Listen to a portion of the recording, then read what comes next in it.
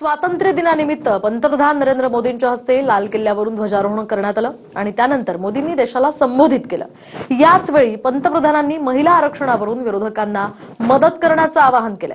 त्यामुळे पुन्हा एकदा महिला आरक्षण आणि मतदारसंघ पुनर्रचना विधेयक लवकरच संसदेत येणार असेच संकेत आहेत। पाहूयात त्यावरचा हा रिपोर्ट। सभी राजनीतिक दलों से फिर से आग्रह करता हूं, महिला आरक्षण लागू करके महिला सम्मान में आप भी जुड़िए, आप भी यश लीजिए। लाल किल्ल्यावरून पंतप्रधान नरेंद्र मोदींनी विरोधकांना महिला आरक्षण विधेयक मंजूर करण्याचं आवाहन केलं। महिला आरक्षण विधेयकाला पाठिंबा देऊन 33% आरक्षणाचा मार्ग मोकळा करा असं पंतप्रधान म्हणाले।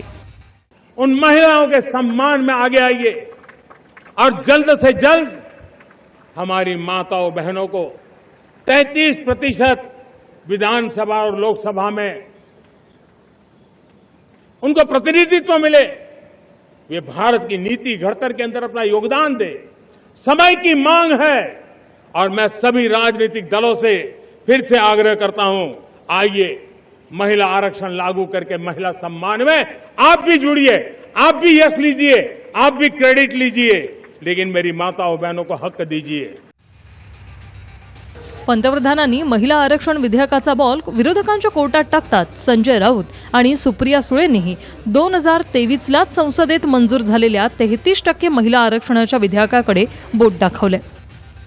महाविकास आघाडी आणि इंडिया आघाडीचं म्हणणं आहे की महिला आरक्षणाचं विधेयक एकमतानं मंजूर झालेलं आहे, त्यामुळे तात्काळ 33% महिला आरक्षण लागू करा।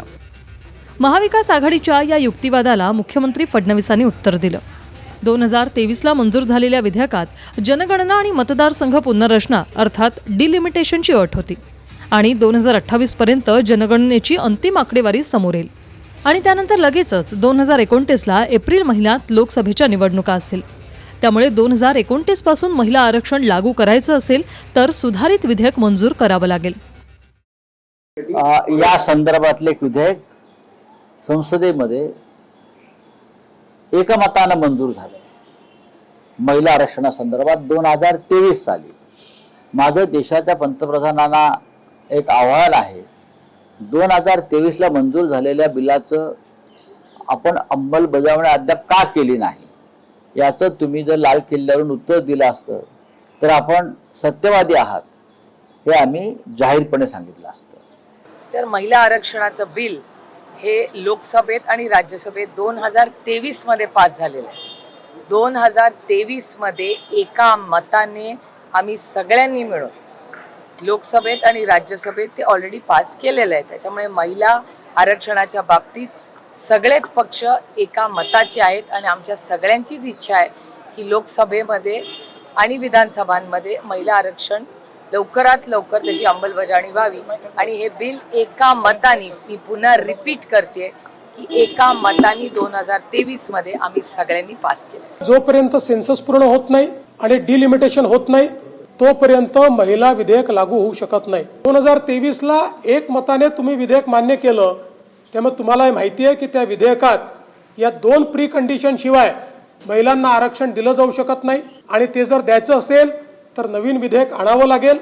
हे सगळं माहिती असताना आपल्या बोलीभाषेमध्ये येडा बनून पेढा खाणं हे बंद करा। महिला आरक्षण आणायचं असेल आणि महिला आरक्षणाला तुमचं समर्थन असेल 2/3 मेजॉरिटीने ते मंजूर करा। एप्रिलमध्ये मोदी सरकारने 131वी घटनादुरुस्तीचं महिला आरक्षण विधेयक लोकसभेत मांडलं।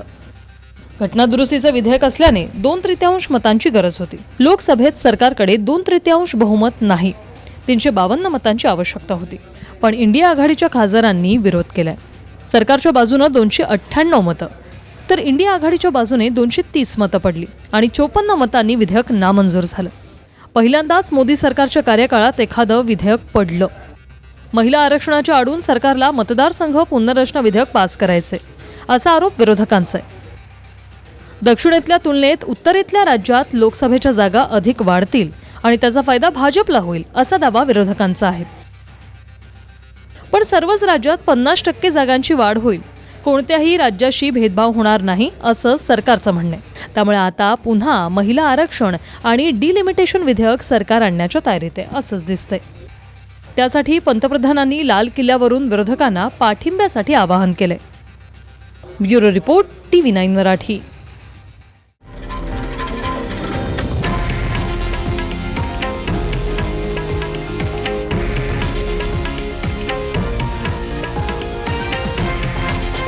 हे आहे देशातील नंबर 1 न्यूज नेटवर्क आणि आपण पाहत आहात TV9 मराठी, एकमेव.